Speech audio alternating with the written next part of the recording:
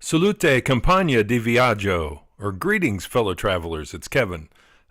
Just have a few iPhone photo control tips for you. Before I get started, though, just wanted to do a little ad for Google Translate. It's actually where I came up with that. Greetings, fellow travelers. It's a great app. You can download it, the Italian version, onto your phone, or you can use your cell signal. But if you've got the room, go ahead and download the conversion app. I think it'd be a great tool for us to use while we're over there. So end of ad. Back to controls on cameras. The main camera controls for the iPhone are really good. You can swipe from the left or swipe right from any point on the camera when the camera's like in the lock screen and get to the camera, or you can press the camera icon, as you guys all know. Whenever you're using the camera, though, like we talked about before, press the screen wherever you want to adjust the focus, and then slide next to the focus box to adjust the exposure. And so the camera will naturally pick the closest thing usually for what it will focus on. And so in this case, Elvis is the more opportune thing for us to focus on. So I'm going to press on Elvis, and then we can even go one further and press and hold like we talked about before, and the AEAF lock button comes to the top of the screen telling you that it's locked at that focal point. And so that is a distance focal point, as opposed to some DSLRs and snappy DSLRs will set the focus then to that region of the screen. And so that corner where we had set would then be the place that if you move the camera, it'll change the focus for whatever is in that particular part. But in this case, it's not. It's set to that focus on that distance where Elvis is. And so that's something to remember.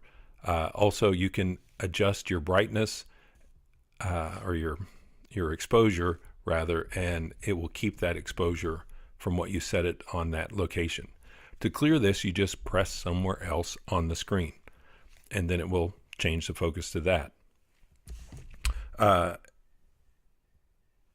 Within this screen, you can also, well, we've got different controls. I mean, you're familiar with photo and then portrait. Portrait is a setting that uses a different lens on the iPhone 7 or higher. It's a telephoto lens. It has a more shallower depth of field, and so more things will be blurred out in front of and behind where you're actually setting your controls. So, like if we want to focus on Elvis once again, we can focus on Elvis, and we get a little thing saying move closer. So it wants us to be a little bit closer to Elvis to really get the full effect. But you can see the flower is nicely blurred, and we have a nice looking shot of Elvis. Now, if we try to focus on the flower, it says move farther away. And so one of the things that you need to remember about this telephoto lens, or the portrait mode within the iPhone, is that it has a really distinct area of focus that it wants. It has a very long minimum focal distance compared to the regular lens or the regular photo mode. And so like here, it looks like the P&E is in focus, but in fact it's not. The minimal focus distance on the portrait lens is probably about 2 feet, 2.5 feet. And so you need things to be past that 2.5 feet. But then for the maximum effect, you don't want them to be any further than about 6 or 7 feet away. And so to really get the full punch out of it, you want that distance when you're doing a portrait.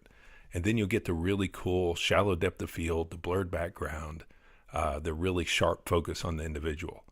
Now, with that said, the portrait mode or the telephoto lens is really nice because it is a true telephoto, and so it gets you a little closer if you see on the angle of view without zooming in and losing quality. And some to use if you're wanting to get a little bit closer, because even though you're not going to get the portrait effect for something that's longer distance, say you're shooting far away and you want to make it closer, you're still going to get a nice crisp image, but get it closer without having to go through the zooming in on the photo mode, which decreases the quality of your image because it actually zooms in on on the chip itself. One of the other things you can do in photo mode is filters. And so up at the top right of the screen, there's a little 3 circles that are interlocked. And then you can bring that up, and then you can change your filters out. And so you can kind of get different looks, especially the black and white, and then the silver tone, which is more of a washed out black and white, a little bit more intensity on the contrast. All of these filters you can do in post, but sometimes you'll really want to just take a picture and post it, and you want that cool look. And so when you select these, there's no right or wrong. I've been kind of going back and forth on how to talk about filters, but a lot of it is what you think looks cool. And so you just kind of look at them and see some things are going to enhance some photos, like the vivid cool is going to make a scene that is maybe at sunset or sunrise or has a lot of colors. It's going to kind of enhance that, add a little bit of blues to it if you see. Dramatic gives you a little bit different look. Dramatic warm warms up the screen, and so that would be nice for like this, for a person, for a portrait. It gives them that more intense, dramatic, soulful look. But like I said, unless you're directly going to export this image, most of the time I'm going to shoot just in regular and then apply any of the filters or the looks after the fact. The other thing that we have on here is the flash. At the top left, we have controls for the flash. You have your auto, which lets the phone choose what it wants to do, and then on or off. Most of the time I leave this off myself, just because I want to tell it when I want to flash, because a lot of times flash will give kind of a negative look. Like here, we can take a picture of Elvis, and we've got that just with no flash. If we turn on the flash, focus on Elvis, all of a sudden it's really, really washed out to where the flash is a lot closer to the peony than it is to Elvis. And so it then, even though it's not in focus, the thing that really catches your eye is the peony. So I really select when I'm going to use a flash. Times that I would use a flash are if I'm trying to illuminate the inside of something. Say that there was like a little cave or inside of some sort of structure, and there was something you wanted to see inside of there. You could illuminate it with the flash. And so, that particular situation, you wouldn't want to try to turn the gain up or the sensitivity to be able to shoot where it's really dark. And so you hit that flash because it's going to give you a better amount of light to take your photo with. The other times, whenever you've got a subject, say a person or a particular object like flowers or something, if there's a really strong backlight behind them, you can use the flash to then kind of compensate for that. It's not going to bring a person out of complete shadows because it's just not that bright, but it can kind of enhance if the ambient light falling back on the person isn't great. You can then kind of get a little bit more of a punch out of there. The other thing is on a dull day like today, the clouds are really gray. And so there's just not a lot of life, especially in people, whenever you're shooting outside. And you can use a flash then to kind of pull out somebody. It's bright outside, but then that flash will kind of bring out especially their skin tones. One nice thing, really nice, that Apple did with these cameras is that, or with the cameras on the phones, is that they have an adjustable color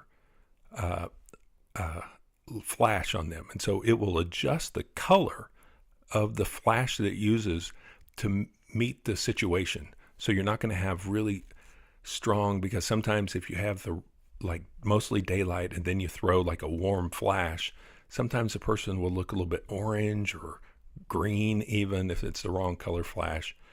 These flashes are really good about that. And the other thing is an eye light. even in normal situation when it's bright and you're shooting a portrait of some, like a person, you can use the flash and it may not actually even add anything other than maybe filling in a little bit underneath their eyes, especially if they have deep set eyes and they get a little dark there. It can fill in there, and then it can add a little sparkle. If you look at especially magazine photos, a lot of times professional photographers will put a certain light, like what's called an eye light, where it's hitting the person like right on their eyes, and it will catch a reflection off of their eyeball, and it gives them like a more of an alive look, where sometimes photography can kind of, since it is a 2D medium, kind of flatten everything out. It kind of looks dull, and this little sparkle in an eye can be nice. And so that is something that you can add to with a flash setting. In general, though, I don't use flash a lot myself because I like the natural look. But if you're using flash, those are kind of your main reasons for using it.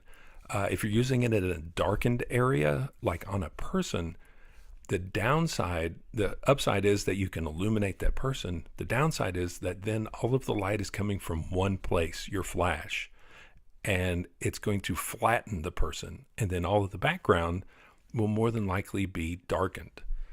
You can adjust for this with a Snappy or a DSLR if you're shooting with that by reducing your flash intensity. And if you need help with that, just let me know and I can kind of step you through that. The iPhone, however, unfortunately does not have that capability even in more advanced apps. So we're kind of stuck with that just bam. So that's kind of the basics on flash. If we get out there and you need a little bit of help, just holler and we can kind of play around with it. I can give you a few more ideas. The effective flash range is about 4 to 8 feet. Light falls off a lot faster than we think it does. And so past like 8, maybe 10 feet for just adding just a little bit, that flash is going to be ineffective past that. If you get closer than that, it's going to really light up that area and everything will be really flat. And so you just can't ask a whole lot of this flash. Now, portrait mode, back mode, basically most of the same controls. You can focus, you can set your brightness or your exposure. You can also apply filters. And then at the bottom, there's this little special effects thing where you can create these really cool looks. Now, most of these looks are set like the stage light to where you want your subject to be in the middle. And so it's a true kind of a portrait thing when you're going to be taking a picture of something that you're going to center, which isn't a lot of the time, but it does have some pretty cool looks whenever you use it. Now, one other thing I will tell you on this, kind of like the filtered looks, you can do all of these effects to this image once you take the picture with natural light. Once you take the picture and then you go into photos, you can then, it knows that it's a portrait and you can go in, edit it, and adjust those same things, those same settings that you did like as a photo. While you were taking it, you can go and apply those same settings to it in post. And so, like I said, unless you're really taking a photo and you're going to quick pop it off and upload it or use it on something, which is definitely occasionally the case, it's a lot better to just take the photo naturally and then go in and adjust it the way you want to adjust it later. But with that said, it's kind of up to you on how you want to use that. Once again, the minimum or the optimal distance is about 2.5 to maybe 7 feet. And past that is fine, but you're not going to get that cool portrait effect. And then the minimum focal distance is a lot greater. And so you have to be farther away from something than the natural regular photo lens. Photo lens, you can basically be just like an inch or two away and still be in focus, which is really nice on these lenses. So that is your basic controls with the main photo app. There's a few other apps that take advantage of some of the more intensive controls that are kind of pulled out of your hands in the photo app because they just want that to be simple and quick. But the cameras on these phones are pretty powerful as far as being a real camera. And so we had talked about VSCO. It has a really good camera controls. I've been getting really kind of frustrated with them because they want you to pay for all of these extra things, and so it's really kind of a hiccup to me to have to jump through all these hoops where they want you to subscribe. It used to be more of a simple app, and so I don't really want to subscribe to it. I generally kind of want things to be a little bit more simple. So what I'm going to go through is a couple other apps that I really enjoy two of which you have to pay money for. Pro Camera is a really nice, if you look down in the bottom right, it's a nice app. Really powerful controls. It costs $7.99, but then they also want you to kind of then buy some of the more special features separately. Didn't really want to do that. Like I said, it's a nice app if you want to go that route. I highly recommend it. The other app is an app that you have to buy from the App Store for $3 or $2.99 called Camera Plus 2. And I've been using this since I think I even loaded it on my old iPhone 1. So with the Photo Plus app, you have a lot of the same controls and everything that you normal, where you press the screen and it focuses. But instead of dragging along the side of the image, you press the plus button, and then you can drag the exposure to different parts of the screen, and it will adjust to that particular area. And so you can kind of get a little bit more control on what you want to have in focus and what you want the exposure set to. Then you can go even further than that. And then if you look down here at the bottom of the screen where it says 0 EV, what that stands for is exposure variability or exposure compensation.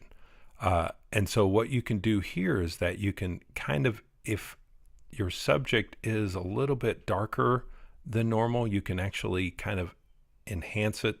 Or like in this case, if it was darker than normal, then you'd do a negative EV. If it's, in this case, lighter than normal and wants to make the image darker because what you're focusing on is a little bit lighter than what you want, then you want to add a positive EV. You can really see that come into play here. I'm going to bring this catalog in, and if we focus here on this dark and put it back to 0, see how it really kind of blows out Elvis because it's adjusting for this really dark area of the screen. And so as we set the focus or the exposure on this dark area, if someone has a dark shirt on, or if there's a lot of like on a building that is really dark, doesn't reflect a lot, then you're really going to kind of overexpose everything because it's going to try to make that gray. Everything is set up so that the camera naturally thinks that everything is an average of about 18% reflectivity, which accounts to being gray. And so whenever anything is on one side or the other, either lighter or darker than that 18% as an average, then it either overexposes or underexposes. And so what you can do here, like I said, is to adjust and kind of set that EV if the overall image is going to be darker or lighter. One of the big places to really use this is if you're shooting graduation and everybody's wearing these dark gowns, then all of a sudden everybody's faces are overexposed. And so you can get away with just setting like a negative EV on either your phone or if you're taking pictures with a digital camera of any kind, the EVs are really, really commonplace in there. So that kind of gives you an idea of that. So the EV will compensate for that exposure issue. And we'll take this over and get back to Elvis. Now, what you can also do on here on the Camera Plus is that you can go in and you can adjust the focus manually. It's like you can truly adjust the lens. So and you can still touch it and adjust it, but if you really want to fine tune it, and this is for like kind of close-up photography would be, you know, a time that you might want to do this where you can't quite hold it, or if something's moving around and you would rather not rely on the autofocus and just move the camera a little bit to bring stuff in focus, then that's a particular time that you could use that. I'm going to turn it back to auto. You can also set the shutter speed. And so what that allows you to do, here we're going to kind of keep bumping it up. And so what I'm doing, if you look at the numbers, the iPhone will go to 1/4 of a second as the longest shutter speed. It'll go all the way up to, let's see, 1/5000th of a second is the closest, or is the highest shutter speed that it will go up to, which is really quick. Now, give it a chance. And so it's compensating for me adjusting the shutter speed. And then it's adjusting the sensitivity. If you look on the bottom left, right now it's at an ISO 25, which basically ISO is a measure of the sensitivity of the chip, or I guess not film anymore, but just the chip. And so what 1/4 of a second will do, if I move my hand in front of here, as I move it, it kind of blurs. And so things that are moving quickly in 1/4 of a second are going to be blurred. You can use this to kind of cool effect. You can give things a little bit of motion to give them that emotion. And so if you have somebody standing still and something fast is moving behind them, where they'll be crisp, but you'll see the thing moving behind them. You can also take some neat nighttime photographs, which I'm hoping to get into, and kind of play with that a little bit. You can also then turn on your flash and use that combination of blurred background, but then the flash will freeze something at that moment. And so that's something really kind of fun that you can play with as well. The flip side is that if you crank it up to a higher shutter speed, then you're going to capture things that are moving and capture them in a very still, motionless image. And so you can, like, if you want to capture like somebody that's going by like on a bicycle and you don't want to have that motion in there, you want to grab them to where you can kind of crank up that shutter speed. Now what in this particular case, if you look on the bottom left again, it's up to ISO 2000. The higher the ISO, the more noise that you start getting into the image. And so that can be an issue, especially when you get into the much higher ISOs. So something to kind of pay attention to as you're messing with that, to where if you really kind of crank that shutter speed, your ISO is going to go way up, and so you're going to start incorporating some grain. But it does give you that option. Like I said, especially the slow shutter can really give you some cool effects.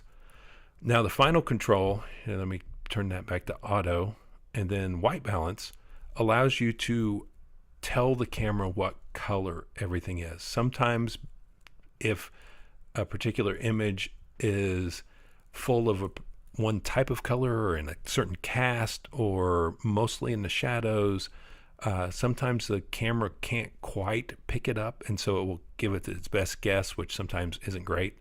And so you can then go in and adjust. I'm in a mixed lighting situation because I have light coming in from a window plus an overhead incandescent light, and so it is really having a hard time like picking a good color.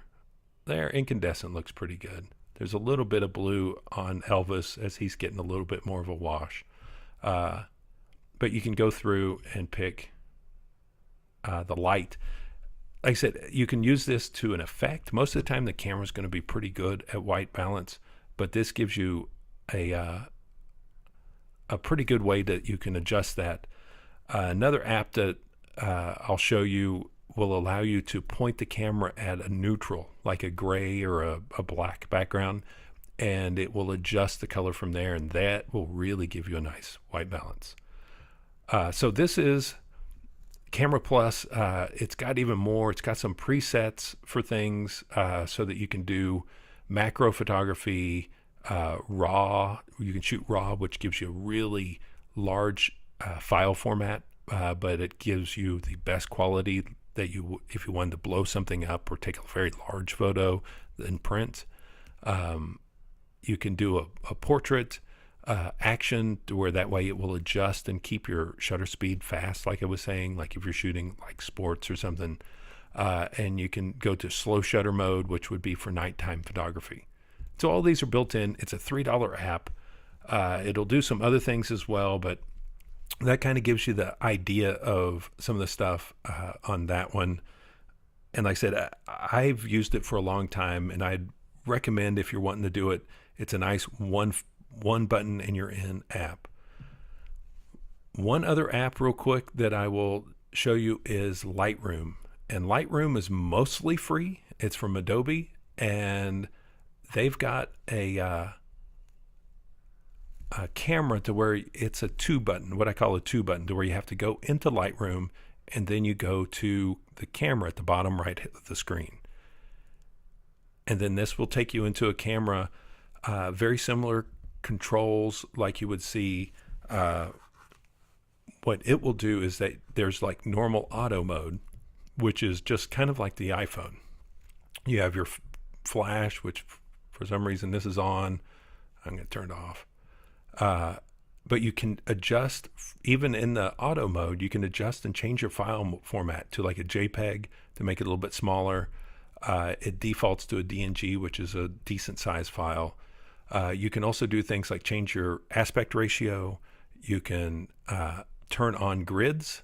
So if you wanted to make sure that you were getting your rule of thirds going, it will turn those grids on for you, and it will even give you a level, which is really kind of a nice feature, so that as you're taking your photo, you can kind of see if you're level or not. If you see in the middle of the screen, has that little level. That is really a nice feature. And then you can also show highlighting if something is really bright and basically is no longer a color, but is like color 0 or 100 rather, white. Then it will kind of show the zebra pattern is what it's called. That can be kind of cool. Sometimes it gets a little irritating. And then it's got some settings that are neat. You can turn on and off geotag photos. And you can also save uncompressed originals. So you can really save once again, like a RAW, like Camera 2 did. You can save a unprocessed original, which is really a high quality image.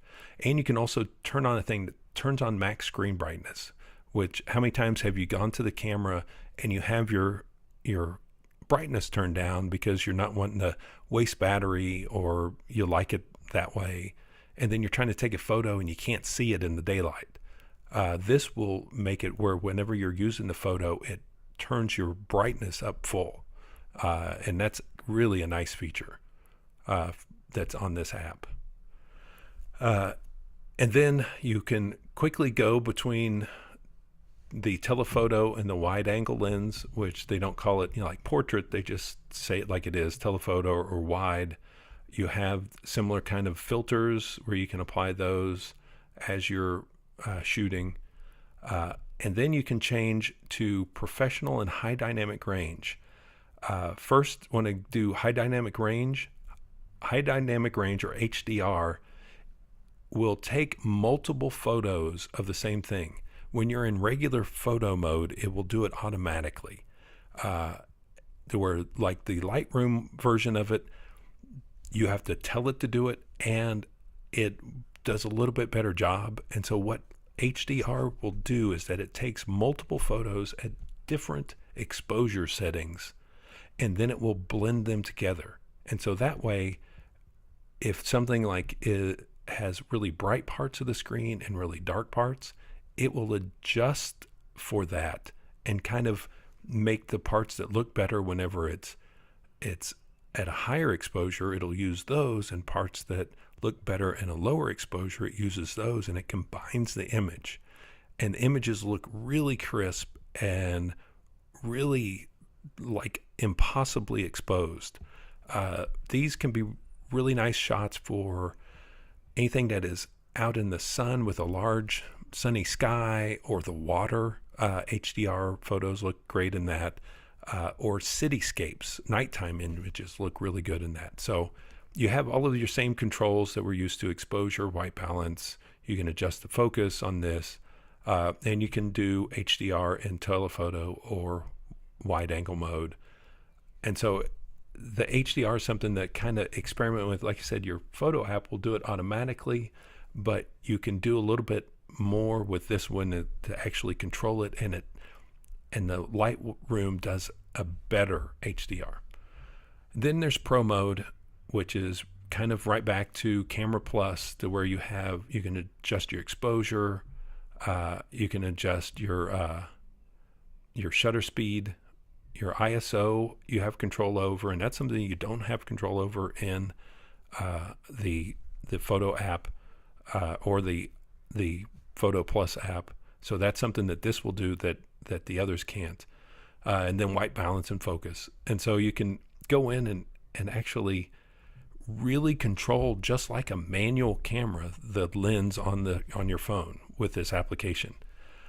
There's some things that they will want you to pay for on this app too, but they're not anything that we've covered here, and I'll kind of point them out next time as we get into some editing controls.